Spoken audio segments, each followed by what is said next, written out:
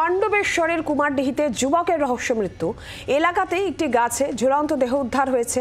এটি খুন না আত্মহত্যা সে সমস্তটাই পুলিশ খতিয়ে দেখছে। দেহ ময়না তদন্তের জন্য পাঠানো হয়েছে। চিত্তরঞ্জন দাস রয়েছেন টেলিফোন লাইনে। চিত্তরঞ্জন, কি জানা যাচ্ছে এখনো পর্যন্ত? দেখো নীলাঞ্জনা, যেটা জানা যাচ্ছে গতকাল থেকে নিখোঁজ ছিল এই পাণ্ডবেশ্বরের কুমারডি এলাকার বাসিন্দা। আজ সকালবেলায় এলাকাবাসী যখন মাঠের পাশ দিয়ে যায়, যে মাঠটি ওনাকে সকালবেলায় মর্নিং ওয়াক করতে গিয়ে দেখে যে গাছের নিচে একটি দেহ পড়ে আছে উপর অবস্থায়, এবং তারপর গাছেও দড়ি রয়েছে এবং তারা পুলিশকে খবর দেয়। পুলিশ এসে দেহটিকে উদ্ধার করে নিয়ে যায়। তবে জানা যায় এই এলাকারই বাসিন্দা বাদ্যযন্ত্র বাজাতো এবং গতকাল সকালবেলায় সে সকাল 6টা সাড়ে 6টা নাগাদ বাড়ি থেকে বেরিয়েছে। তারপর তাকে আর খুঁজে পাওয়া যায় না।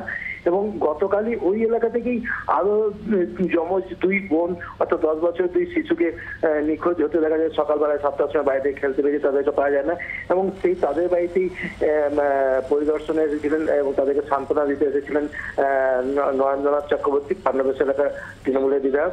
এবং তিনি যেটা জানান যে এটা রহস্যজনক মৃত্যুই, যুবকের দেহ পাওয়া গেছে এবং তার সঙ্গে যে দুজন যমজ মেয়ে তাদেরকে পাওয়া যাচ্ছে না, তাদেরকেও যেন পুলিশ উদ্ধার করে। এবং এই যে ঘটনা, যে যুবকের দেহ পাওয়া গেল, এটাও কি কারণে হয়েছে সেটাই তদন্ত করুক। তবে এলাকাবাসী প্রাথমিকভাবে মনে করছে যে খুন করা হয়েছে, কিন্তু পুলিশের প্রাথমিক অনুমান যে এটি গলায় আত্মহত্যা, গলায় দড়ি দিয়ে আত্মহত্যা করেছে। কারণ এটা যে ডেকোরেট আছে যে দড়ি, সেই দড়ি দিয়ে বেঁধে বাঁধা ছিল এবং গাছ থেকে হয়তো ভারী ওজন বেশি হয়, সে ছিঁড়ে পড়ে যায় এবং নিচে পড়ে যায় বলে প্রাথমিকভাবে তারা মনে করছে। তবে এটা ময়নাতদন্ত করে জানা যাবে যে মৃত্যু না খুন না আত্মহত্যা, সবটাই তদন্ত করছে। তবে এলাকাবাসীদের একটা চাঞ্চল্য রয়েছে, কারণ একই জায়গা থেকে গতকাল দুই যমজ শিশুর নিখোঁজ এবং আর এক যুবকের মৃতদেহ উদ্ধার নিয়ে। নীলাঞ্জনা, ধন্যবাদ চিত্তরঞ্জন। আমরা এই রহস্য মৃত্যু নিয়ে স্থানীয়দের কি বক্তব্য শুনবো। এটা তো মনে হচ্ছে মানে সুসাইড লয়, মার্ডারই মনে হচ্ছে। সুসাইড তো আমাদের লাগছে না, মানে অত লোক ধরুন বলছে সবাই, এবার সবাইকে কথা শুনে চলছে।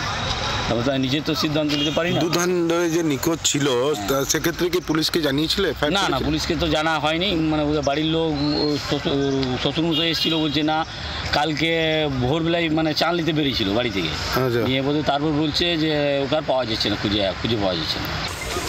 সুইসাইডের কেস, হ্যাঁ, আমাদের পরিচিত ছেলে আনন্দ বাউরি বলে, উজ্জ্বল বাউরি বলে দেখছে। বাংলার আওয়াজ, বাঙালির আবেগ, জি 24 ঘন্টা।